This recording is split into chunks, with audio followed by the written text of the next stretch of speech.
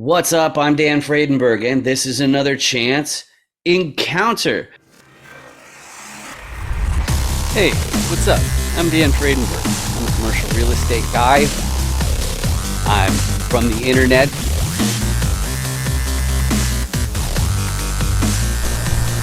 We're seeing more properties like this being built in front of a house that's going to be torn down soon. I understand that there are power lines that are getting kind of close. What's up again? This is Dan Fredenberg, and that there is a commercial real estate building.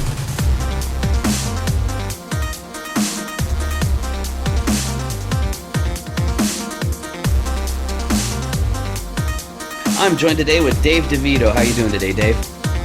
Hey Dan, what's going on, man?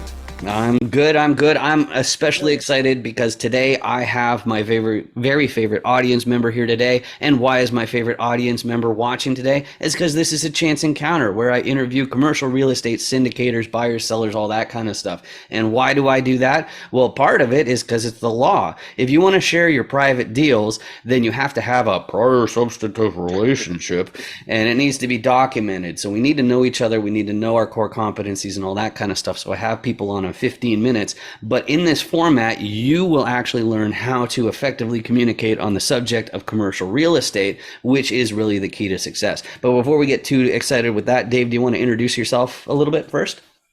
Yeah, Dan, thanks for having me. So I'm a real estate professional, but we were talking earlier. I spent 25 years in the advertising business in New York City, and so that's where my marketing background comes into place. Left that about a year ago, took that big leap to be a full-time self-employed real estate pro. Live in Fairfield County, Connecticut, right outside of the city here. And, I'm a wholesaler. I'm a licensed realtor with Keller Williams, looking to bring more creative real estate to both the wholesaling as well as the on-market. I'm a hard money lender as well as an investor. And so it's excited to be here. So thanks for having me. Excellent. And Yeah. so my next step is I'll get to the 5 distinct motivations. But before that, I want to say, but wait, check your 8. Dave, I don't know if you can see through the camera and onto the screen and under this here. It's the audience is 5, but there might be a big, ugly red subscribe button that the audience didn't hit. Can you see through your camera and see if they have the gray one? Okay, it's just a joke. I'm just kidding. Anyway, let's go through the 5 different distinct motivations that I've found really separate commercial investors. And the first one is the one, it doesn't really apply to me. It's some people are going through the hassle of another acquisition to preserve their purchasing power. That means they've already got a substantial nest egg. They probably have a portfolio of assets and they live off the cash flow that comes from that ownership.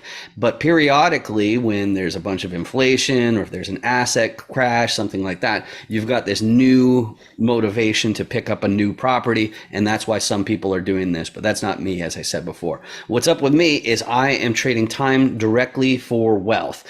So I've got a background in tech. Tech people generally are high earners. Okay. So my specific background is I worked for a CRM company, and then I ended up making my own CRM agency to help all of the clients that I could find who were making 7 figures or more in sales each year. But the problem is if you're earning in the form of wages or or salary, you're paying more in income tax than anybody else. So it hit me as, how do I pivot so I'm working and getting rewarded for in the form of deployed capital? So that's why I'm doing all of this. But some people, a lot of newbies, they are attracted to commercial real estate because they're trying to fast track their retirement, or more specifically, they're trying to gain control over their schedule. So maybe that means working fewer months per year. Maybe it means working fewer weeks per month. But that's what some people are up to. But that's quite different from the last two. The second to last one, those are the super ambitious people. They're looking for that generational wealth, so they want to buy their entire hometown. They want to make sure that their great grandchildren never have to hold a day job, and that's why they're making these acquisitions. And these guys are great because they'll be hustling into their 90s. Just like the last group, they've also got this motivation that goes a little bit more than just dollars and cents. Some people have picked a sector of society, or maybe it's the environment or animals or whatever it is, but they've realized if they're really going to make a really big splash or impact, they've got to have the financial side really buttoned up. And so they look to commercial assets and acquisitions to build that nest egg like that. So Dave, of those 5 different motivations, what combination of those would you say describes you best?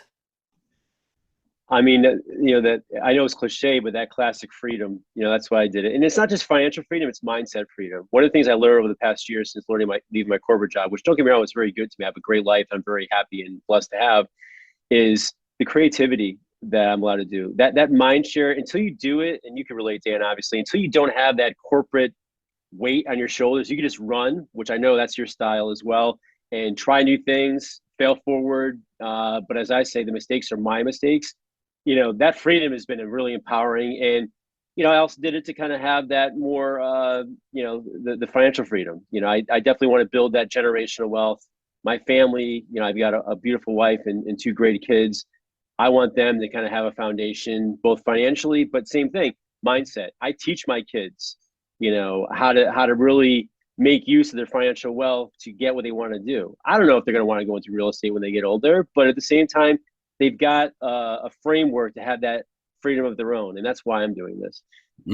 I absolutely love that. That's fantastic. So the next question I have, though, it has to do with tolerance for risk. And the reason I do that is because some people are attracted to commercial real estate because they heard, oh, well, there's money in it. It's like, that's not a really great reason to be getting involved in this. You have to realize what's going on because there's a lot.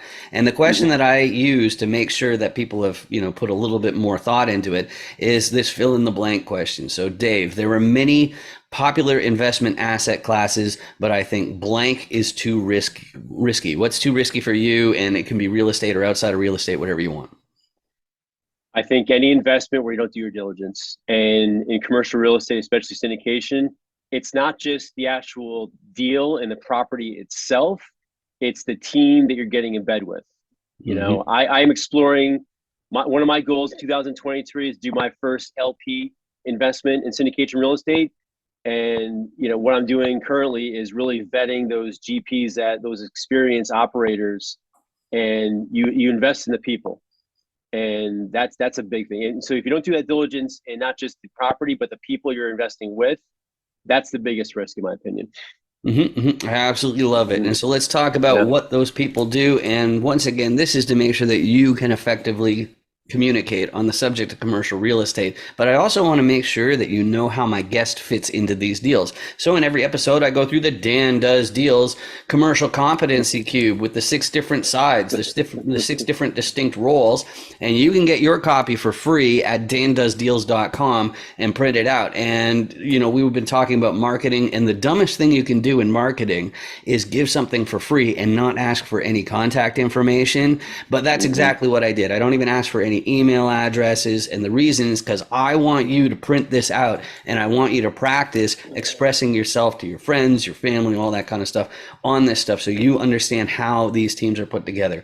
But in every episode, I go through all 6 sides just to make sure that you really get how my guest fits in. So let's first talk about the repositioner. The repositioner is an acquisitions person. So that means they're doing a bunch of paperwork. They're looking at a bunch of different properties, but what are they doing with that paperwork? Well, the first thing, there's a fancy word for it. It's called underwriting. It means doing the arithmetic, doing the math. First of all, they have to do that because, well, they need to make sure that the broker/seller is actually telling the truth about how much the property is actually generating.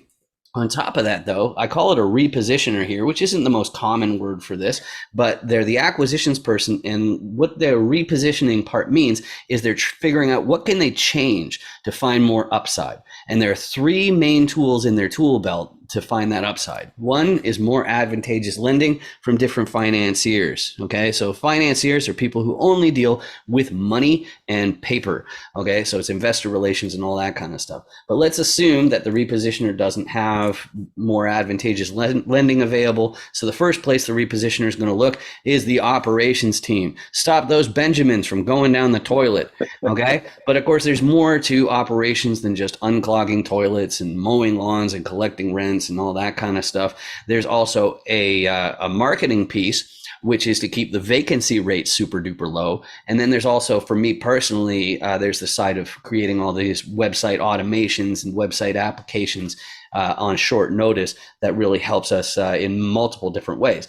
But because commercial real estate is so competitive, cutting on the operations or making them more efficient, that won't always work. So the repositioner often will have to get a contractor team to fix the place up, do what they call a value add, or other people might call a renovations. But the problem is, construction, I don't know if you know this, it's kind of an expensive habit. And if you have the same problem that I have, see, I'm from the internet. So that means you need to keep a close eye on these guys. So you're going to need a local. You're going to need the boots on the ground to be checking to make sure that the operations are doing their job, making sure the contractors aren't cutting corners, make sure they're using the proper materials as they're supposed to, and all that kind of stuff. But the local, that's not going to be me, because they need to be able to be there in an hour or two. And me, I'd still be stuck at the airport in an hour or two. So that's not going to be me. But that's the ownership team. But when a repositioner turns around to the financier and says, hey, I got this building in mind, it costs tens of millions of dollars. You don't happen to have, say, tens of millions of dollars you want to lend me, do you? When then the financier will say, well, wait a second, there's something you haven't told me yet, which is, who's your KP sponsor? And what's that all about? A lot of these coaching programs, they kind of gloss over this, and I think it's a little bit disingenuous, but here's the skinny. If you and your pals want to be eligible for a commercial loan, then somebody in the fold has to already own a similar asset. So if you're trying to take over a 350 unit apartment complex, you need somebody who already owns a 350 unit apartment complex, even if your name is Jeff Bezos or Elon Musk or something like that. And on top of that, you also need a balance sheet of at least the amount of the loan among the different owners on the GP team. And on top of that, you need a little bit of liquidity. And but if you have all of those different pieces in the balance sheet, then you've got yourself a commercial real estate deal. So Dave, you already mentioned about being a licensed broker as well. So there's going to be some repositioner parts to what you're up to. But where do you name your core competencies? What are you most likely to contribute on your next deal? You did mention interest in getting into an LP position, which would be as a financier. So what you got? I think my network, you know, I've got a pretty large network. You know, I live in a pretty affluent community, you know, in here in Connecticut, and so I'm connected with a lot of high wealth individuals. So part of my goal, not just being an LP, Dan, is eventually at some point I want to become kind of like a funds to funds, you know, a funds of funds kind of an investor, where I can go out there and network within my sphere, raise, you know, those funds so I could have a little bit more of a stake and get a little bit of a take of the deal. So that's probably, as I kind of, you know, I do much more in the residential real estate, as I mentioned, but as far as a syndication, you know, contribution, that's probably the biggest one, is my network. All right, beautiful. So Yeah. fund manager is the direction you're going in. Good stuff. Yeah. So Yeah. the next question I have then, it has to do with your buy box. And when commercial investors, syndicators, and whatnot are talking about their ideal property or their buy box, there's really three things that they're talking about. Number one is geography. So which states, which counties, possibly even which neighborhood. Okay, that's all going to matter. Number two is going to be the size of the deal. We're talking about multifamily for the most part, and the way that you choose the size or define the size is by the unit count, because people who are flipping or taking over 15 unit apartment complexes, they're going to be very different from the people who are doing 500 unit apartment complex deals. So you have to be very clear on that size. And then the third thing is called class, but unfortunately they use the same word for two different things. The first meaning of class, it has to do with the condition of the building. So is it old or is it new? Is it beat up or is it up to date? Is it actually lavish and you know, has all the possible amenities or not? That's one version of class. The other version of class has to do with the area where the property is located. Okay, so that has to do with school districts, that has to do with crime rates. Okay, and both of those definitions of class are rated the same way as in grade school. So it's like A plus, A minus, B plus, and so on. So Dave, as far as ideal properties, what's easier to say yes to and more difficult to say no to? I think for me, I'm flexible. You know, if the GP who's bringing the deal to the table has really solid experience and knowledge and integrity in the class in which they're bringing to me, and the returns are great, I'll open to it. But you know, and I'm open to a high C class type of investment. I've invested in those areas as a smaller individual landlord, but probably a B or C class multifamily. Although I'm learning all the time, it's like being a kid in a candy store, right, Dan? I mean, there's so many different ways of making money. All are great. It's just I want to make sure that whatever GP I kind of attach to for my first deal, and even long term, they've got the experience and the proven track record to bring to the table. That's what I'm looking for. Beautiful. And then as far as the geography goes, like are there states that you're more inclined to choose, or? Yeah, I mean, being in Connecticut and not to get political, but I sold all my properties because the government here is terrible for landlords. It's so short-sighted. So I'll probably invest in states in which it's a little bit more fair. And listen, I'm a very empathetic landlord. I treat my tenants well, but at the same time, it goes both ways. And so I want to invest in geographies where the laws for real estate professionals and owners are fair. I love what you did there, because I noticed Yeah. that you were ducking and weaving a little bit on something that's really important, which is that like Yeah. landlords, we definitely have a PR problem, right? And Yes. so people, even the way that they frame it normally of landlord friendly versus Hmm. tenant friendly, I don't think that that's the correct way to frame it, because No. the fact No. is, like on one side, you've got places where the government thinks that they own the property, even if you paid for Hmm. it. And then on the other one, it's Hmm. like, okay, you actually get to buy the stuff that you own. And then, of course, it's called Hmm. commercial real estate. It means they buy it for the purpose of commerce. Okay. So it's not Hmm. there. It's not like the house that your great grandfather built, and that's, like who's getting evicted out or something like that. It was a building that was meant for, like long term, but still temporary staying. So I love that. I love that. All right, Hmm. cool. So the next question I have to do then is, as far as who are you looking for? And I don't think you have any raises going on. If you have a 506B raise, you have to be careful about enticing investors, whatever that Hmm. means. But we're all better suited to help some people than others, but we're all willing to help everybody. Me personally, I'm always looking for sponsored KPs, just because of my marketing and digital background. They've got the foundation to really make things work. I imagine you're probably doing something similar and also looking for Hmm. repositioners, but who are you disproportionately well suited to help, Dave? I'm looking for motivated sellers, someone that's distressed and not just wants to, but needs to sell their house. Mhm. That's what I'm looking for. So if you're getting foreclosed upon, if you're, in a landlord in a high area for, those tenants who aren't paying and whatnot, I can help you there in that regard. I'm obviously looking for people, credible lenders in the private space. I'm a hard money lender, been Mhm. doing that for a couple of years, but what I'm looking for right now are people that are truly private, high wealth individuals who are lending out their own money. Mhm. They've got typically the mindset flexibility, if you will, to really go after the deals that a traditional institutional lender is going to shy away from. Mhm. Mhm. So those are probably the ones. And then obviously, as a realtor, I definitely have a retail based business. So if anyone's looking to buy or sell their house, non-distress, and enhance their life, I could definitely help them there as well.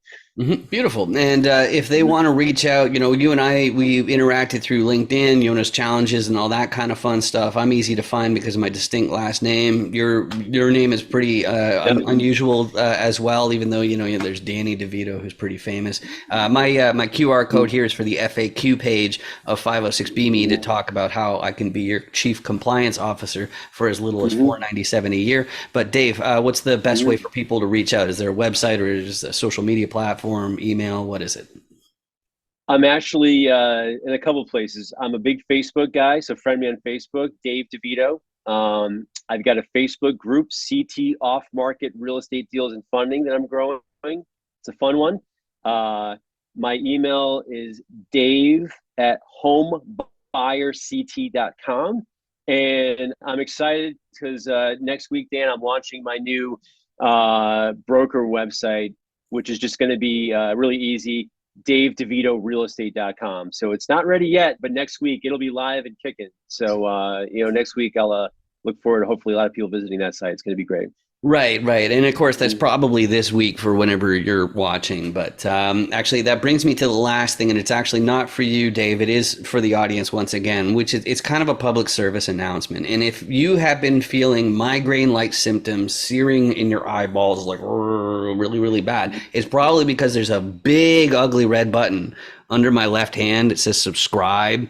And like honestly, like like young people, like they're pretty judgmental when it comes to these things. So if they like walk by and see your computer with the big red button, they'll be like, what, I thought I knew you. Like, OMG, right? You probably want to hit that button. It's completely free. And the reason why I'm so motivated to convince you to hit the button is because then YouTube might actually start paying for these videos instead of me.